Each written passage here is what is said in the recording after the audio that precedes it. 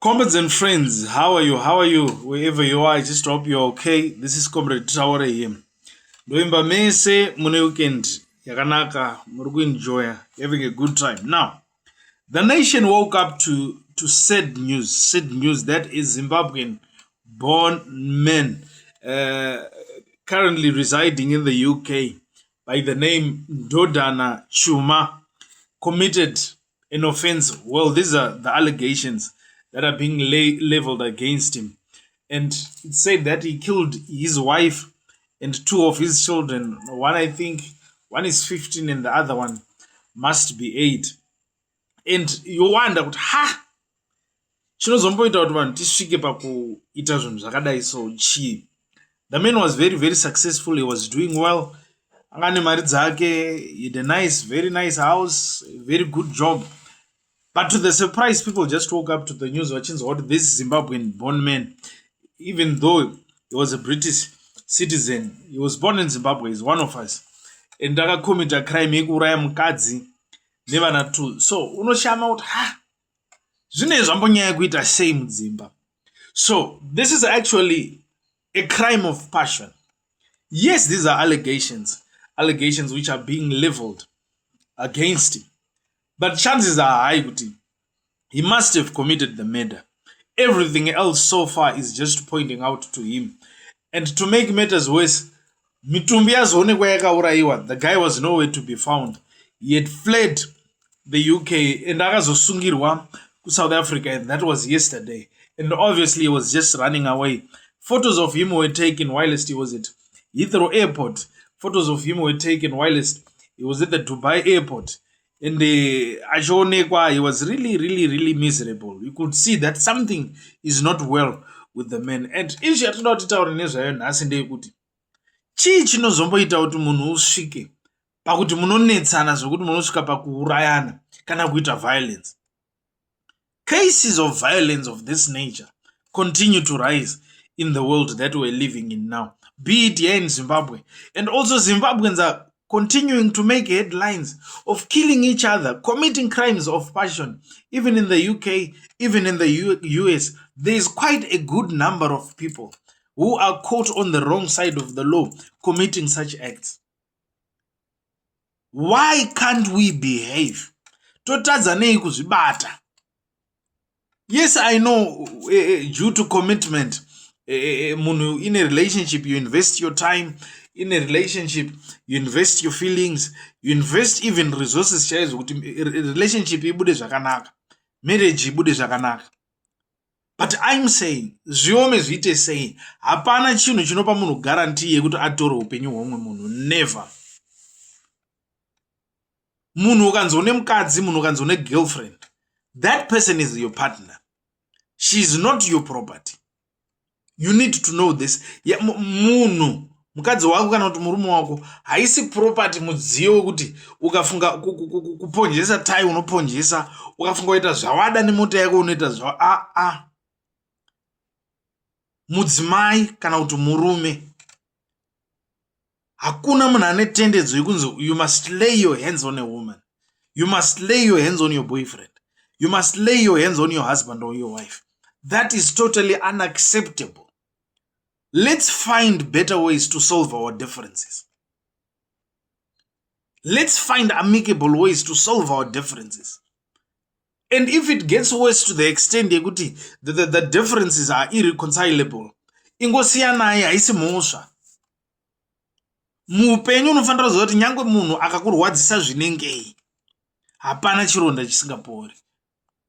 Yes, zvinorwadza, you might go through pain, whether wachiitwa, you've been betrayed, because obviously zvinhu zvinoitika. We've seen many cases dzekuti munhu anosvika mukadzi wake chaiye akatorana nebest friend yake kana neshamwari kana neworkmate. We've seen many cases like those ones. Kuti munhu anokuti anonzi nabhuru wake uya ubva watimbomwa, osvika iko kotengerwa doro stereki adhakwa, murume chishamwari yotiza yoenda kumba kwabhururu yonorora nemukadzi wemunhu. We've witnessed many cases dzichiitika dzakadai so. Yes, zvinorwadza, unenge wabetreyiwa, unenge waitwa sei. We've witnessed cases dzekuti munhu eventually realizes papaya kuti vana vese vanda ndichigara nawo kana pavana 4 1 chete ndiye wake. Zvinorwadza. You would have invested your money and everything. But the $1 million question that we need to ask ourselves is, zvinotipa mvumo here yekuti munhu utore upenyu hwemunhu kana kuti ukuvadze munhu?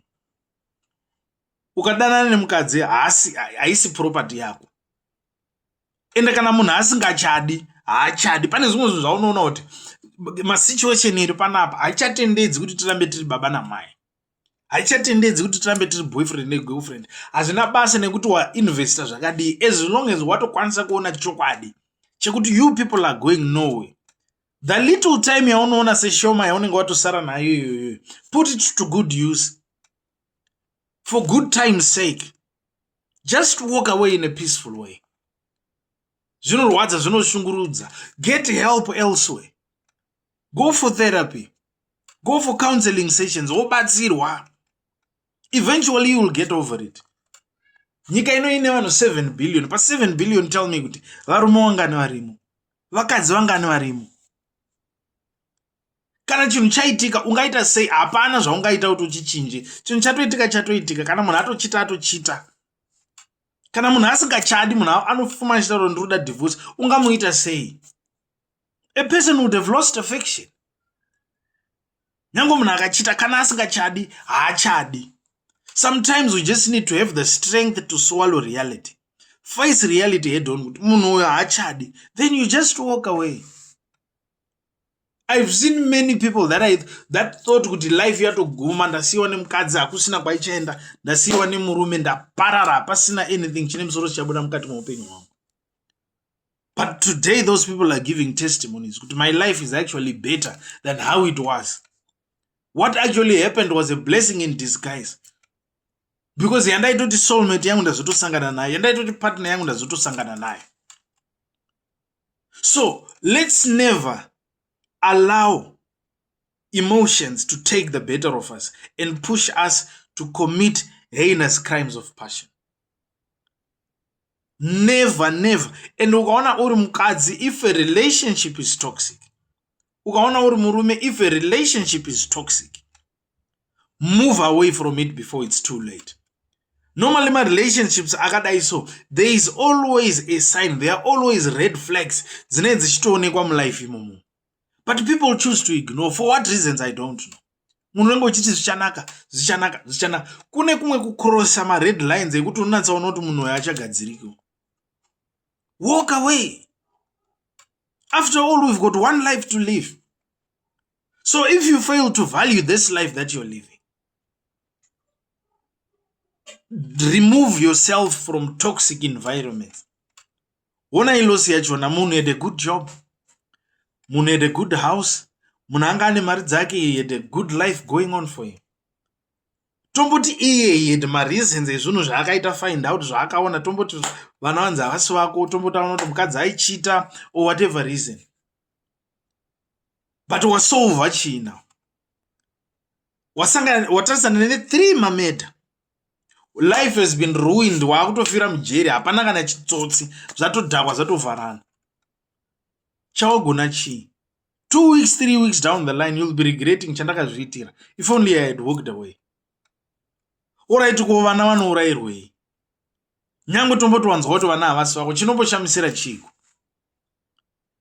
Chinonyanya kushamisira vana vangani vawabatsira mulife that are not even related to you. Wekuti you help, you assist, unzwa kuti mwana akati haana school fees, uchibatsira chikafu uchiasista uchidii. Wona kuti vana ava vasi vako, vana vatadzei, do they deserve to be killed? Do they deserve this kind of persecution? And the answer is no. These are just children.